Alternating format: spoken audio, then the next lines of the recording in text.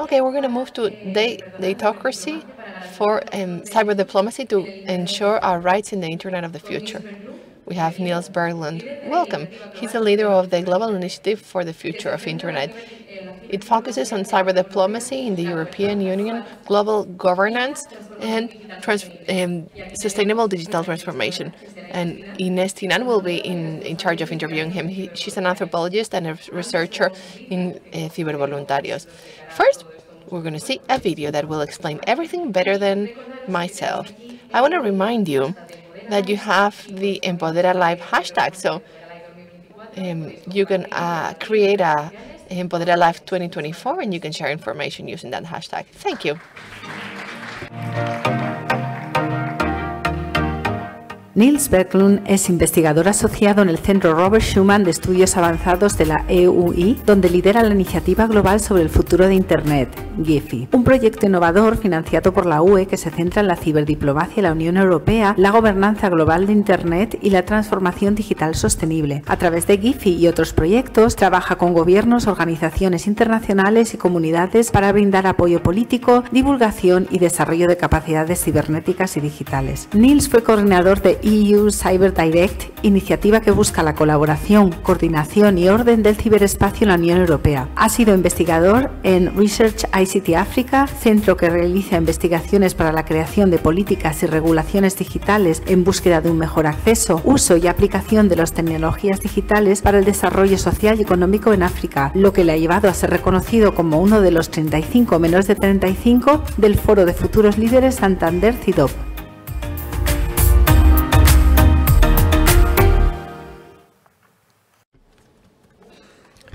Okay, you can hear me? Yeah? Okay, nice. Hi, Nils. Hi. I'm very happy to be here today and to be able to have this opportunity of making this interview and to give you the space of explaining us a little bit more about you and about your work. So today we are going to speak about cyber diplomacy and the future of the internet governance, which is a very important topic today. So to start, I would like you to present yourself a little bit and your work, your trajectory, and. Yeah, thanks. It's a pleasure to be here. It's not usually the group that I tend to address, so it's a really exciting opportunity for me to talk to some new people. So I'm a research associate at the European University Institute, the EUI, which is a research institution, an international organization that was established by the European Union, where I am project lead for something called the Global Initiative on the Future of the Internet, or GIFI, which is a 2-year-long project that we started in December of last year that works on cyber and digital diplomacy.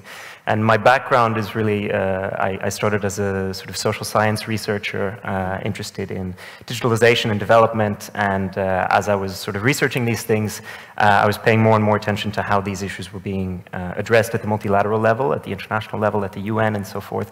And so now, the last 4 or 5 years, I've been working on cyber and digital diplomacy, engaging on these issues in this multilateral context. Okay, so very interesting. Good. Let's speak a little bit more about the project, which the global initiative on the future of the internet. Why is its reason? Why do we need that? How is it? Yeah, so GIFI for short, so you don't have to say the whole thing every time. It was really born out of, or inspired by, something called the Declaration for the Future of the Internet, and this is a declaration that was jointly presented by a group of countries led by the European Union and the United States in April 2022, that really tried to sort of establish a set of principles, visions, and values on what we want the internet to look like and how we can set the terms for the future of digitalization. Crucially, also, it was a set of commitments and also, a standard to hold these governments accountable to. And so the project GIFI really was established as a way to try to promote and socialize the principles that are included in this declaration. And these are principles that I think everyone in this room probably shares. I think they reflect universal values. The first principle deals with the protection of human rights and fundamental freedoms, both online and offline. The second principle deals with a global internet, so an internet that is not fragmented, an internet that is interoperable, open, free, one where governments can't disrupt or shut down the internet, one where we facilitate data flows and also the exchange of ideas across borders.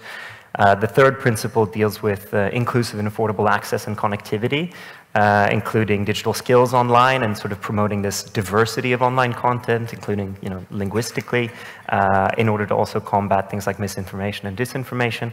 The fourth principle deals with trust in the online ecosystem, so things like security and crime and cooperation on these issues, but also making sure that our personal data and human rights are protected online. And then the last principle is on multi-stakeholder internet governance.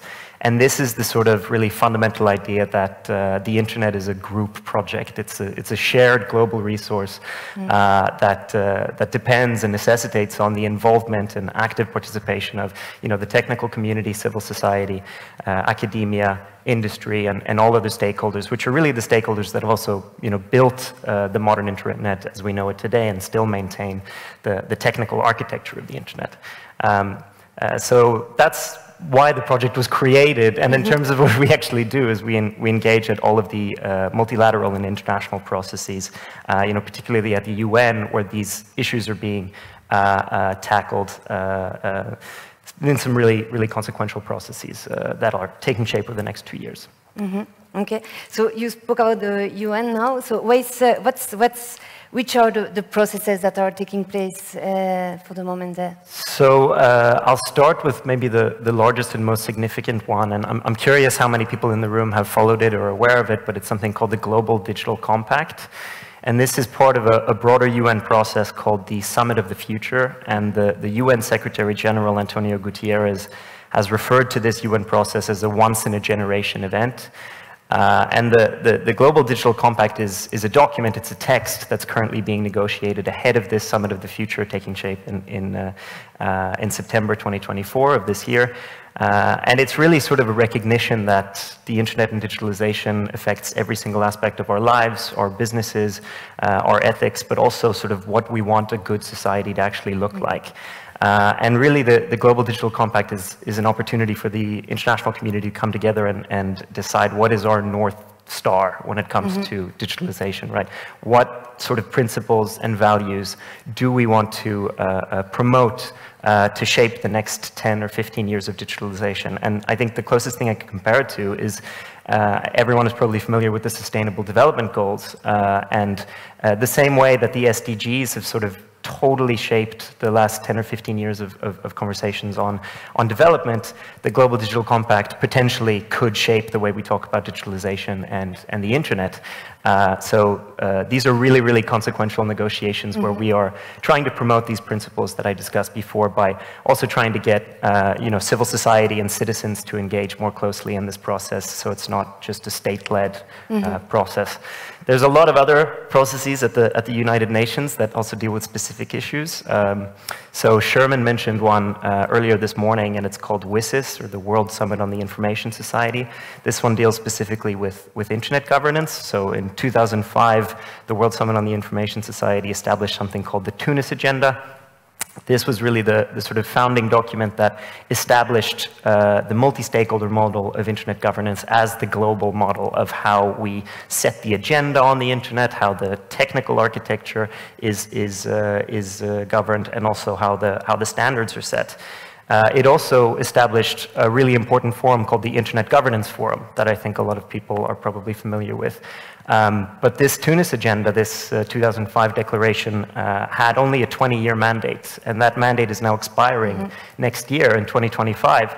So right now, starting already next week in Geneva, we are currently negotiating WSIS plus 20, right, the World Summit on the Information Society plus 20, where potentially this Internet Governance Forum will have a renewed mandate or take a totally different form, and where I heard the Danish tech ambassador yesterday refer to it as an opportunity to renew our vows as an international community on how we govern the internet, and really try and make sure that this multi-stakeholder model of internet governance is strengthened in this process, and that the Internet Governance Forum, still exists and is prolonged as a forum where we discuss these issues in a multi-stakeholder setting.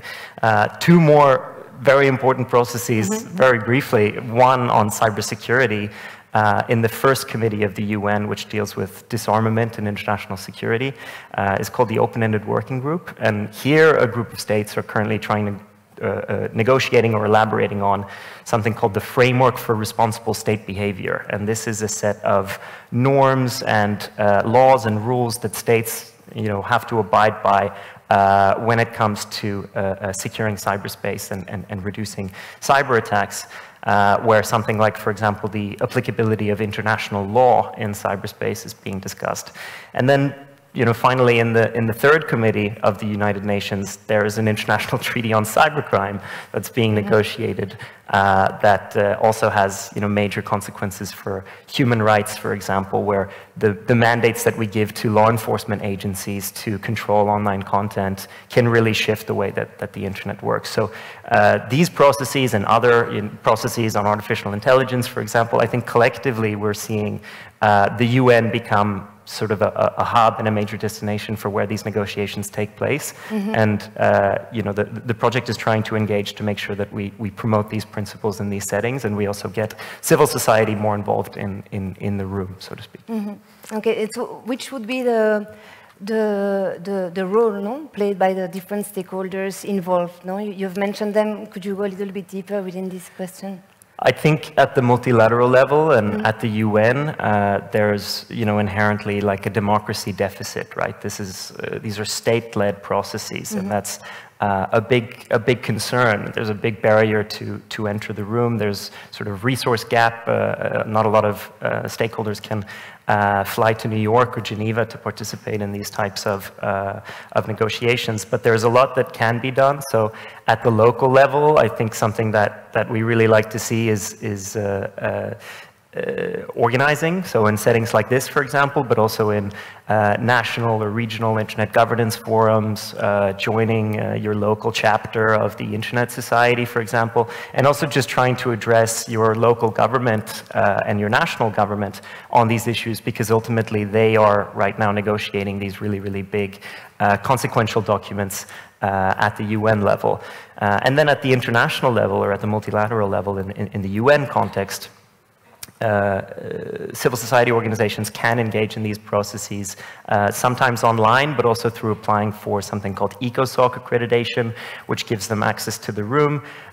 We, as the Global Initiative for the Future of the Internet, also, for example, organized a few weeks ago something that Cibervoluntarios participated in, which was an open consultation with civil society on the first draft of the Global Digital Compact.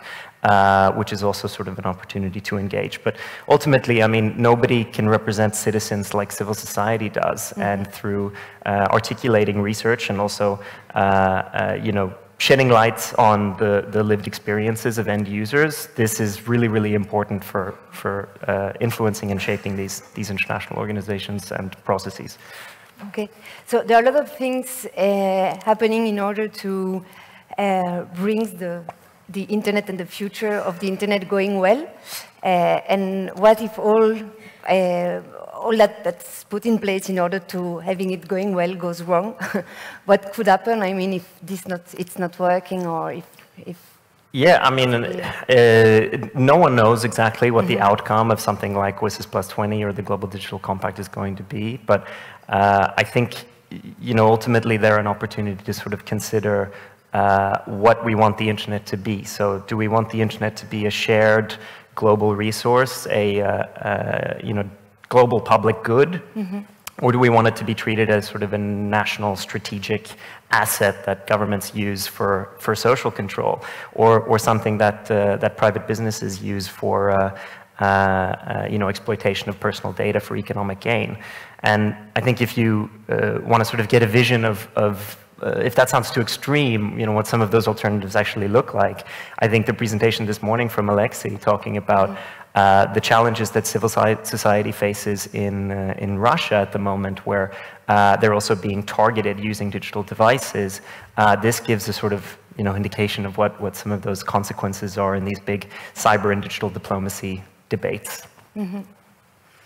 Good. I don't know if anyone has a question or a doubt or anything to say about that.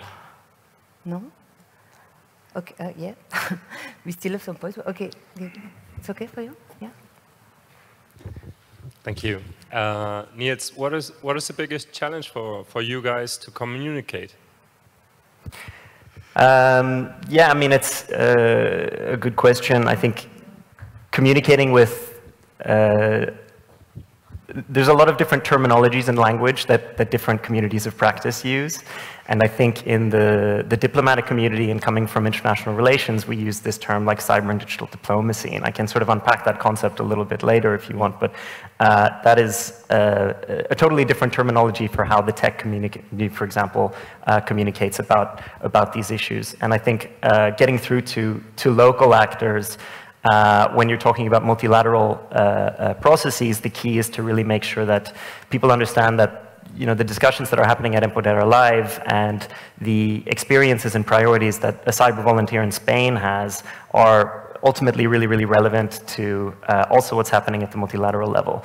And when it comes to these text-based negotiations, every single piece of participation that you get from local civil society can be really valuable in sort of highlighting and making sure that human rights are secured.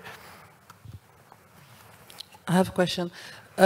What is your vision or your view on how Europe is performing at the moment concerning the future of the internet? And there's an upcoming election. And there's also fear of more right-wing dominancy in the EU Commission. Do you feel that we are on the right track there? I mean, in some ways I could say yes. So I work on the external EU questions, right, in the more diplomatic realm. But I think if you look at what the EU has tried to do, right, it's a very imperfect approach thus far with the Digital Services Act and the Digital Markets Act and now the AI Act. I think they're on the right track, right? They're slowly trying to reclaim the internet as a public good.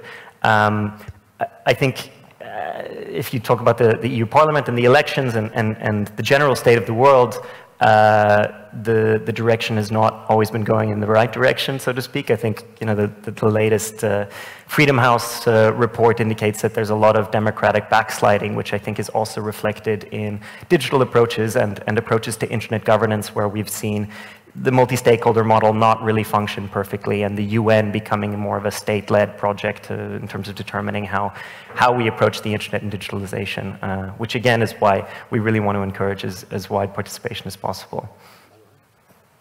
Yeah, there is another question there. Okay.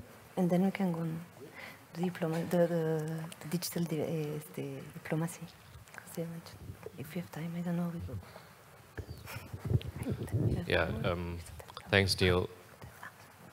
I mean, we're familiar with how norms and principles serve as in multilateral negotiations and so on. And how do you anticipate that once it's adopted, that then they get distilled down into practice, and how you track and measure that distillment and actually fulfilling, the promise that multilateral level has provided by signing into or agreeing into these norms? Yeah, this is a good question and a good point. I mean, when you're talking about the UN and multilateral negotiations, it's easy to become cynical because, of course, the Global Digital Compact is signed and it talks about human rights, and then states go and do something entirely different. So the impact of it is not really known. But I think it's important to do, everything we can. And I think the way that the Sustainable Development Goals, for example, have shaped the way that national strategies on development have emerged, the way that investment funding works. This can sort of be one of the blueprints for how the Global Digital Compact can enshrine some of these principles in actual policy. I also think that it can be a way to sort of facilitate accountability mechanisms and make sure that the accountability mechanisms that we do have in the multi-stakeholder model of internet governance are preserved and strengthened.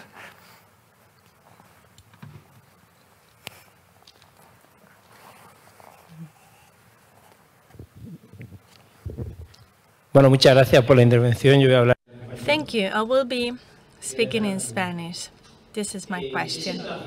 What is being done from your side to prevent minors from accessing certain content? For example, accessing adult-only content. This is a very social concern, a very important social concern. It's not a question that I generally work on, but I can talk a little bit about, one of the ways that this online content is talked about in the context of the UN, and it's this third committee on human rights that has been negotiating an international treaty on cybercrime. And one way, one priority of this is to sort of increase law enforcement cooperation and set a global standard for how we deal with online content, and that deals with also child exploitation and child access to online content, where I think the Council of Europe has done a lot of really, really good work to make sure that that is in line with existing human rights standards. But it's not something that the GIFI project itself deals with directly. Hola, muy buenas, Nils. Hello, Nils. Thank you for the explanation. I'm really, really fascinated because, well, I've read about you, but when you explained it orally, I really understood it. We took part in the Global Communication Summit in Geneva and in Tunisia. And we decided to organize this in Brother Alive in 2006. And we've been working on this year after year. We've been inviting people from all over the world, so we have lots of knowledge. We're working on digital sovereign citizenship, now digital colonialism, and, well, you name it. Imagine 20 years. But now, I think we can do more. What would you say to us? What would you recommend us to really empower the people and make people speak up, so in the next 20 years we can keep on working and building upon this, because this is a vital step. We need to involve the citizens in having a say in what the future would like in 20 more years. Yeah, I mean, this is a really good question. I think Empoder Alive and Cibervoluntarios is a good example of the type of local organizing that can make a really, really big impact. But I think, and it's great that you participated in WSIS, but I think get your ECOSOC accreditation. This is a 2-year-long process, but once you do that, you have full access to all United Nations negotiations on these topics, and it'll sort of allow you to also address things at the multilateral level that maybe in a type of reach that maybe you haven't been able to have yet. I also think working with local government is really important. I don't know how much you've been doing that so far, but making sure that you get your Minister of Foreign Affairs and your cyber ambassador in Spain to be aware of Cibervoluntarios and know what your priorities and lived experiences are, and try to make sure that fits into the sort of diplomatic agenda of your national context. Good. I don't know, we go. No? I don't know, how would you like to conclude any challenge, anything like calling to action, or I don't know, what would you say today now, thinking of the future of the internet? And yeah, I mean, I think when we talk about digitalization, you can take digitalization for granted, but the type of digitalization that we facilitate, we can't take for granted, right? We can't take the open internet for granted. We can't take the multi-stakeholder model of internet governance for granted.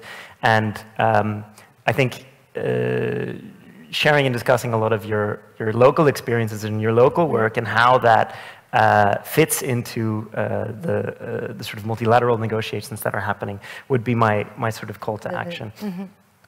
Great. Thank you very much, Nils. And thank you very much, everybody.